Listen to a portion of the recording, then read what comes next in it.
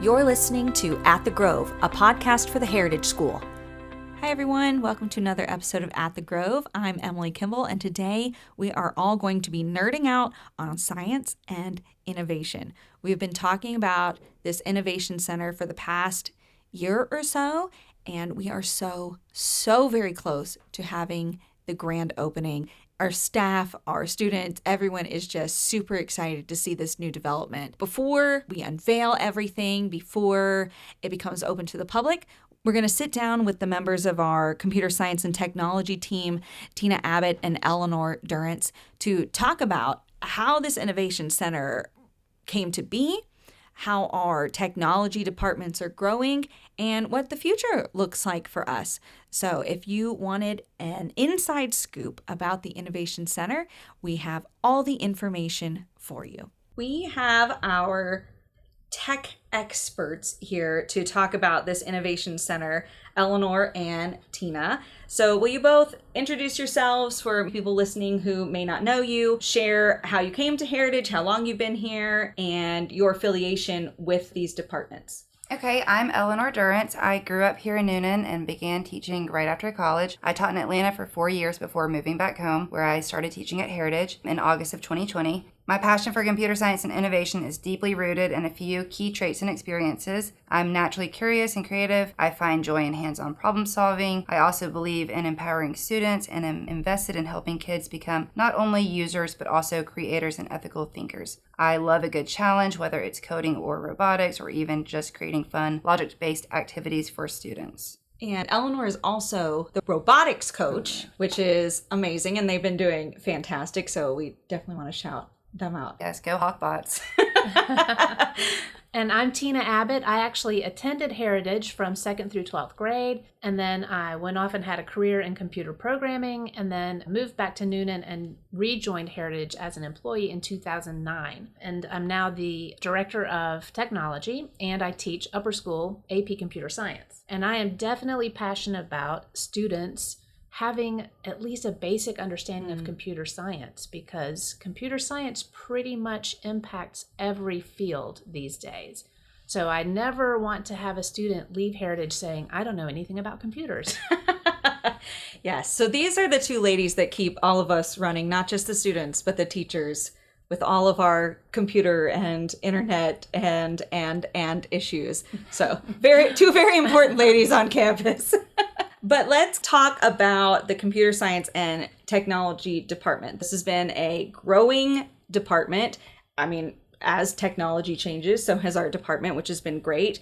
Can you tell us a little bit about the evolution of the computer science and technology department since you kind of first came on the scene and saw it when you started at Heritage? When I first came here in 2009, we did not have any tech support employee at all at the Heritage School. And we only had one computer science class for high school where they learned to type and use Word and PowerPoint. When I started, typing and office applications were taught in lower school, along with coding in grades 1st through 6th. 7th and 8th graders could take an elective in makerspace or robotics. Juniors and seniors could take an AP computer science course, but there were no other high school computer science courses available. And that gap in high school, you could take nothing and then AP computer science made it hard for kids to know that they were interested in computer science. Sure. So now we have a wide variety of computer science courses, ranging from coding starting in kindergarten up through 6th grade.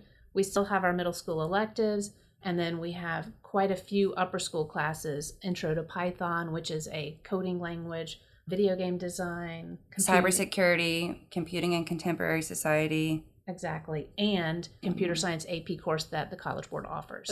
It's amazing. I took typing junior year of high school. So what a great difference that these kids are getting exposed so early. Whereas my age, we were kind of in that early 2000s group that was learning typing right before you went to college, and you'd have to type up your essays. So this is awesome that the kindergartners are going to be able to outprogram all of us. Well, the kindergartners love it too. It's just a 12-week unit on coding, but it's very age appropriate. Very hands-on. It's almost game-based in their eyes, so the kids really get excited for all of the different activities that we get to do. And it helps them learn patterns and sequencing, which the teachers have said have really helped them in math. That's fantastic.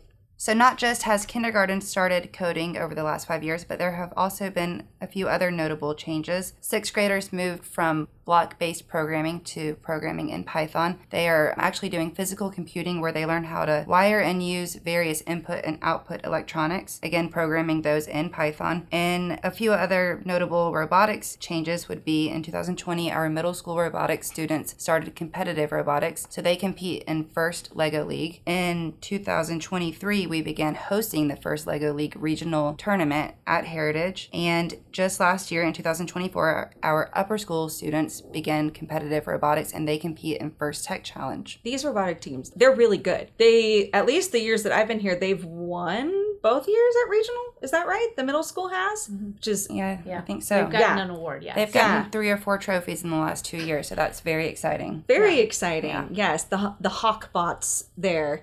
And then I was actually on campus and saw when the upper school this year, which was a team of, what, 4 or 5 4 this students. year? Okay.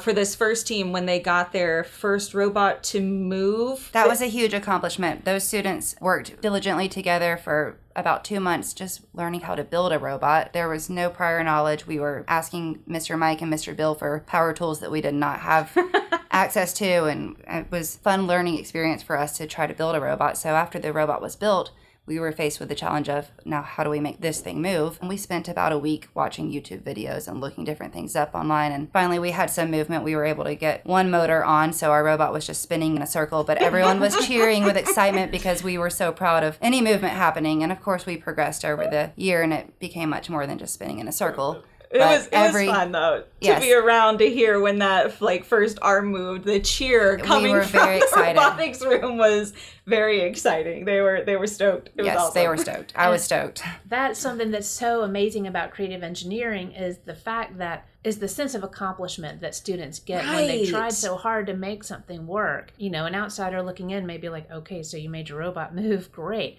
But wow, it was actually really hard, and you feel that's so a lot good of work. that you learned that. Yes, and you can look at that and be like, I did that. Like, it's a very tangible way of seeing what you've learned and what you've done, which is exciting across the board. Yeah, I would definitely say perseverance is something huge in robotics because there's a lot of trial and error, or you know, fail and succeed. So staying motivated and not giving up when faced with a big challenge is a huge thing. Absolutely. And a great life skill. Great life skill. And speaking of life skills, I kind of want to talk about how the department prepares students beyond the school, certainly in life skills and perseverance and things like that. But how specifically is the department training kids for future careers? As I mentioned earlier, I feel like computer science impacts almost every possible field students can go into. Things that never were computerized before, like your doctor's office files or farming or fashion. So true. Computer science is involved with those now. So, you know, we're not trying to train every student to be a computer programmer, but if we can at least give them the basics of computer science, what a huge leg up they have. Plus, computer science and innovation and creative engineering really give students those life skills like perseverance, learning how to design and take that all the way through the design process, you know, trial and error, fixing errors, trying again. The critical thinking, which is incredibly important when you get to college. I mean, that's one of the skills that you kind of learn when you get in there is how do you critically think beyond just taking a test? So that's great that they already have started that process of being able to do that. And taking a huge problem and breaking it down into manageable pieces. That's called computational thinking, and that really is helpful in every walk of life. Right. Also involved in all of this is collaboration and creativity. So again, skills that you can use anywhere. One way we are facilitating the expansion of the computer science and technology department, and we've mentioned it numerous times in several episodes of At the Grove, but is this development of the Innovation Center, which is getting closer and closer to opening, and we are so excited. We've had Kristen Skelly, our head of school, pop in to talk more about the development process with us. Can we dive into this entire process of building? How long has the project been in the works? Oh my gosh, this idea has been in the works for years. And I think we have this domino process that we keep talking about where we knew that upper school building was going up and that middle school building in the middle of campus was going to be renovated. And we thought, what a great place for the Innovation Center in the middle of campus where every child can have access to it. So again, this domino thing that we keep talking about, we knew that upper school building had to be complete in order for us to make this building vacant. We knew the middle schoolers needed to have their own building where the upper school building was. So here we are in this phase where in just less than a year, we were able to renovate this building and make it ready for students. Yeah, it's been an amazing development. And then that is neat that it's going to be really in the heart of campus where all this creativity is going to flourish. But this was quite an extensive process. You don't just pop up an innovation center very quickly. There's a lot of hands at work. And I think what's been great is our teachers and experts have been part of that decision making. So can all of you describe that process of how did you decide what classrooms were going to be in there? What technology was going to be there? I mean, that's a huge endeavor and technology is always changing. So what did that look like to make those decisions? Well, I'm actually going to throw that to Tina and Eleanor because I will tell you they have been the biggest advocates for this building. And even before we thought this was possible, they were already saying, hey, we want to go to school and look at this. And hey, look what we found. And hey, look what we saw at this conference. And hey, I can't wait to do this. So I'm going to let them talk a little bit about what they saw and where they went and what excited them the most about this project. Up until now, we've been in 3 or 4 different buildings, running from classroom to classroom, building to building. And so we're excited to be able to have all of our labs in one building and to be able to coordinate with each other. We have done a lot of research by looking at other schools and colleges, and we've taken the best ideas from each of those places and brought them to our new innovation center. And we are excited to be able to be more than competitive with schools in the Atlanta and Newnan areas and just allow our students to be able to create projects at the highest level. Can you tell us a little bit more about what schools did you visit? What cool things did you see? What kind of ideas inspired you to create this list of things for the Innovation Center? We visited Westminster and Walker and Woodward and the University of West Georgia.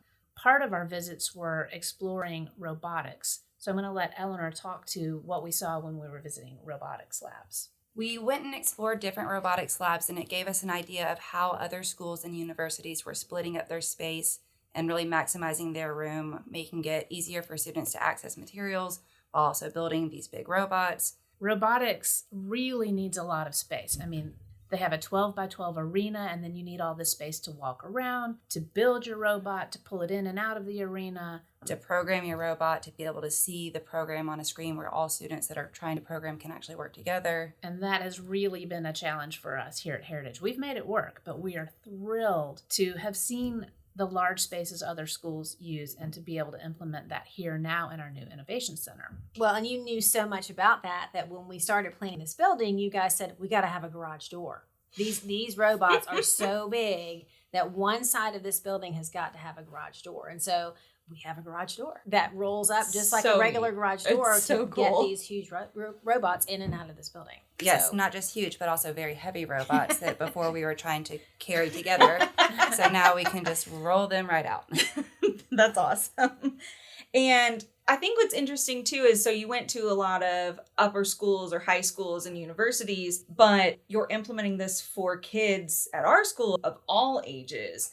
So was that kind of interesting process to think about how do we implement this for the littles and the middle schoolers with college technology or collegiate ideas? Well, that is such a benefit of going to visit other places and talking to colleagues at conferences around the country, really, is just to be able to see how other schools are doing things. And, tools are evolving all the time. We have 3D printers, but there are newer, better ones out there that can produce faster. One of the challenges with 3D printing is it takes a long time. You send a job and then you have to wait and monitor it. So we've bought new 3D printers that work faster and better. We're so excited to be able to implement that curriculum, which can go all the way down to lower school. And we even have one cool 3D printer that we saw at West Georgia that the students assemble themselves and then can print from it and take it apart, and another class can assemble it. It was cool. And it was like, we have to get 2 of those. Those are so great. So cool. Yeah. That's really cool. Awesome. And we also saw lots of schools have woodworking workshops, and we don't have that, and now we do. So we've got a really cool space in the Innovation Center that will have power tools for creating woodworking projects, anything from birdhouses and picture frames to picnic tables and Adirondack chairs and wooden signage for the school. So we're really, really excited to be able to bring that kind of creativity and design into the space as well. Well, and entrepreneurship too. You know, we've talked about that, you know, with poster printer and all the cool things that we're going to have in there, these students can actually make things that can be purchased, you know, and really thinking about how they can use their hands and their brains and everything else to make things that people want to buy. And what a great expansion from curriculum that we already have with Grove Market. I mean, what a seamless transition. And then you get into the business side of it and the math side of it and the marketing side of it. That's absolutely right. Besides just creating a project for yourself, you have to start thinking about budgetary constraints for bulk production and then keeping up with demand, and then how do you market and sell it? So we're really excited to be able to transition our formerly Makerspace class into a creative engineering class where students will be able to do some of this full circle creation where they're coming up with an idea, maybe a prototype. We're going to circle back to a more in-depth peek into the Innovation Center and kind of talk about all the rooms and all the really cool things more specifically. But before we do, I do want to ask Ms. Skelly here about the funding of this project. Can you tell us about all that went into that? Sure. Yeah. So we are absolutely blessed here at the Heritage School that we have such a generous community. You know, we just came off of a $4.5 million capital campaign for our upper school building. Right.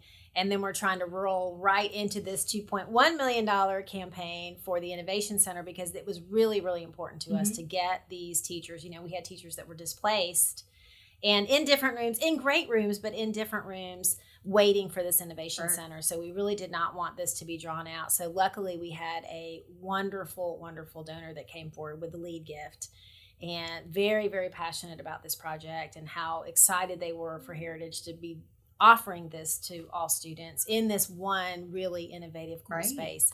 And then from there, we started a capital campaign. Beth Medford was actually our campaign chair, and she did a remarkable job, such a remarkable job that we raised the money in a record amount of time and never went public with this campaign, which is kind of unheard of. Which kind of shows you how excited everybody on this campus was. And basically when we called people and said, this is what's happening, we haven't really advertised it, I would say 99% of the people we talked to said, I'm in. Like, I'll write a check. This is really important. And the cool thing about this building is that every child on this campus will be there doing something in that building. So that was very attractive to a lot of families. Watching this progress and actually doing visits while this is being built, there's so many things that we had our original list that we still want, but then there's these other things that we really want too. So a lot of families had said, hey, this is really cool. This is going up. How can we help? So we're going to do a wish list this summer, and any Heritage connected person will be able to go online and look at the things that they might be able to contribute. Some really cool 3D printers that we didn't know we wanted, some VR headsets. What are some other things we have on that list? I know it's super long. Well, is this a good time to talk about the Innovation Courtyard? Sure, absolutely. Yeah. The courtyard space that is in the rectangle between the Innovation Center, the Visual Arts Building, first and second grade, and the Media Center will be our Innovation Courtyard, which will have a couple of solar panels and a wind turbine so that students can study energy generation. We'll have some hydroponic farming towers, a farm bot, which is a little garden that has a robotic arm that students can program that will plant the seeds, pull the weeds, and maintain. That's so fun. I know. I can't wait for him to get a little name too. And what else? There's a weather station. A weather station. Yeah. Rainwater collection. So we're super excited about that, which was a little bit of an afterthought when we were like, hey, we'll have this great green space in the middle. What can we do? So we'll have those cool tools on the wish list. And I think there's a poster printer. I think there's a laser cutter. I think there's a bunch of woodworking tools. T-shirt maker. So we really want our students to be able to get into that entrepreneurial aspect so they can sell spirit gear and so forth around campus. So we're hoping when we release that wish list over the summer that families will sit down with their kids and be like, what are you super excited about? You know, what can we, and you know, there are some high ticket items. There are some very reasonably priced items. There's some robotics materials that we decided that we needed to add too. So, and that's the beauty of this Innovation Center is we are continually, just like it says, innovating. Everything changes. And some of the things that we're buying today in a year will be obsolete. So we're going to have to keep updating and updating and updating. And I think we're prepared for that. And I think just the excitement on campus, the kids are so excited that fence is going to come down any day. And they're so excited to see what's behind that fence because it's really tremendous and such a huge accomplishment for our campus. And I cannot thank the donors, especially our lead donor, who just said, absolutely, we want to do this. That's and amazing. let's make this happen. So great. And I love that this wish list is a way for everyone to get involved, because people might be surprised, like, oh, it's opening now, but that's because the silent fundraising went so well and people are so passionate. So, you know, if you weren't given a chance to kind of contribute, this is a great way to contribute to something you're passionate about. Right. And my child's going to be using this. Right. This thing Exactly. That I purchased, my child is going to be using it. So the things that you love, you can kind of contribute in really on any scale, high ticket, low ticket items. It'll be great. A big community effort to get the Innovation Center going, which is fantastic. And when we have our grand opening right before school starts, everybody's going to be able to go in and see everything in action and maybe try it for the first time, which would be kind of very fun. That would be super fun. We've talked a lot about the Innovation Center, not just in this podcast, but throughout the past year as we've been developing it. But I don't think people have gotten the specifics of what it's going to entail. We've talked more of like, it's going to be super cool, and we've got these 3D printers. So can you give us more of a sneak peek about the specifics of the layout? What does the Innovation Center look like? What's included in this building? One end of the building will contain ample size labs for physics, environmental life sciences, and lower school science. And those will be catty-cornered from the current chemistry lab, so the science classrooms will all be sort of clustered together, which makes so much easier communication between the department. The woodworking workshop will be in the center of the building facing the courtyard. This will be where students are working on large projects and they can spread out into the outdoor space if needed. Next to that is the middle and upper school creative engineering and robotics lab. As you know, creating requires a lot of space, which has been one of our biggest challenges up until now. So we are very excited to have the space that we need to create and test out all of our projects and robots. Creating also requires plugging in a lot of electrical cords. So in our new space, we will have ceiling-mounted retractable electrical reels, which is much safer than running cords across floors. We are also super excited about our garage door opening into this classroom. This will allow us to be able to move large projects in and out. Our room will overlook the workshop and computer science classroom with a wall of windows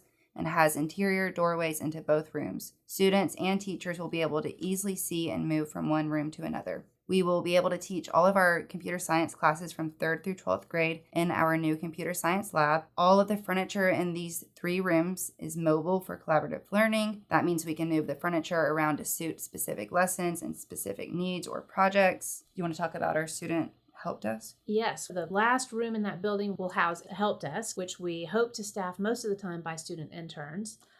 Fun! I know. Oh, so they know more than us. So if you're interested, students, let us know. And we'll also have an office for Eleanor and me, which will also double as a small classroom, probably for AP classes. And then finally, we've already talked about the Innovation Courtyard, right, which we're super excited about. And that workshop will open onto the courtyard, as will the robotics room. So if we need to spill out into the courtyard with our projects and woodworking, we can do that. Based on what you've said and things that I've seen behind the scenes, this is not normal classroom looking spaces. This is super hands-on, right? I mean, kids are going to be moving around, working. It's not just sitting in a desk hearing about science and tech. You're doing the science and tech. Yes, very hands-on. And that's why we really wanted that flow between the classrooms with the interior doors and then the windows into the rooms. So we're super excited, both from the science and the computer science side, that all the students will be able to see what adjacent classes are doing. That is so that they can be excited about taking those classes. You're going to have like teachers and visitors just outside the window. Like, know. Ooh, what is everybody working on? That's so cool. So switching our classrooms from what we have now, and the science department is great. This is just taking it next level. How do you see the new space impacting the current classes that we have? Our current classes will be able to work much more efficiently and effectively. They will have new tools. They will have a bigger, more collaborative space to work.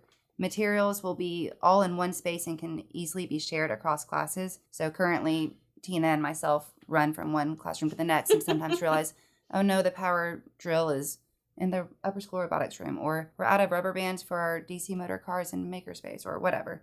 So we're super excited that all of our materials can be in one location so that students have access to whatever they need at any time. As a teaching team, it's just going to be really nice to be able to be right next to each other. Sure. We've never been near each other.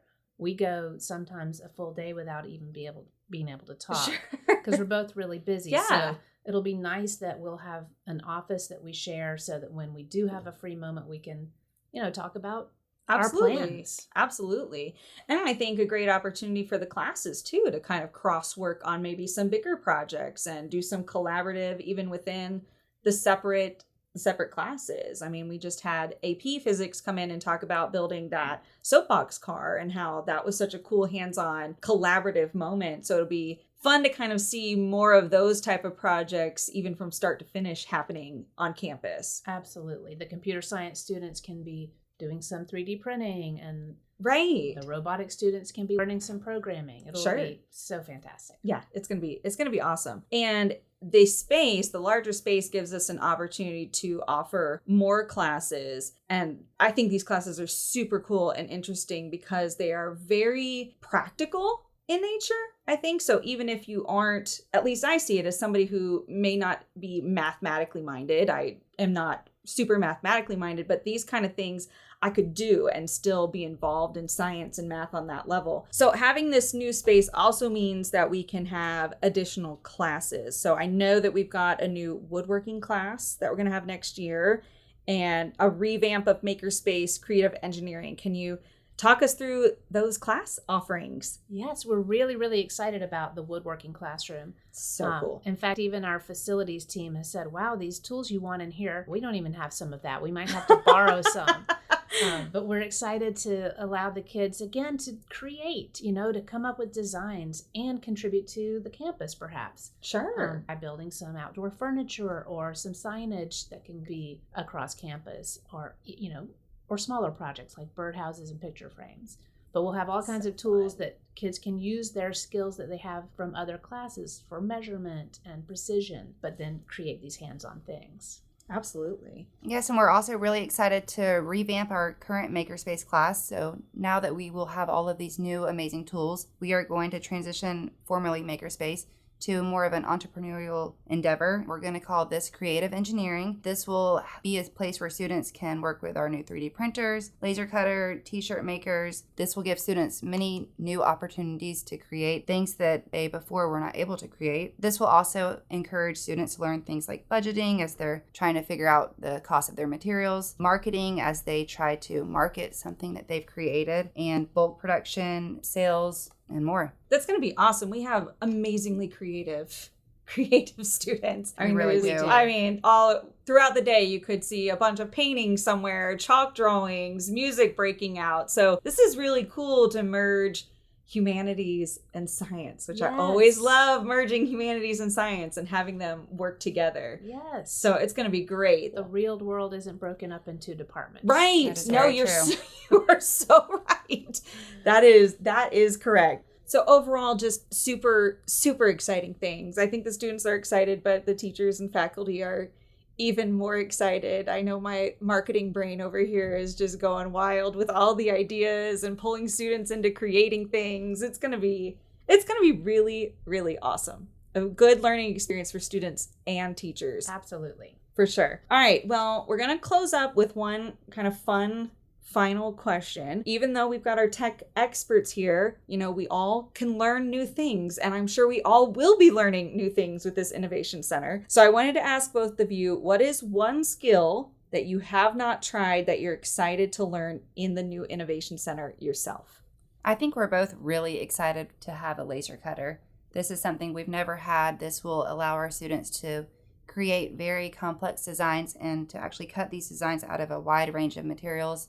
It could be acrylic, it could be wood, it could be glass, fabric, leather, even food. Food. Yes, I'm so excited about this laser cutter. I've been wanting to get one for Heritage literally for years. And now this is the perfect opportunity finally. And yes, you were talking about marketing. There's so many things the kids can make with this. From multi-layered invitations to even like chocolates with the Heritage School carved onto them. Oh, that's the food. The food. Yes.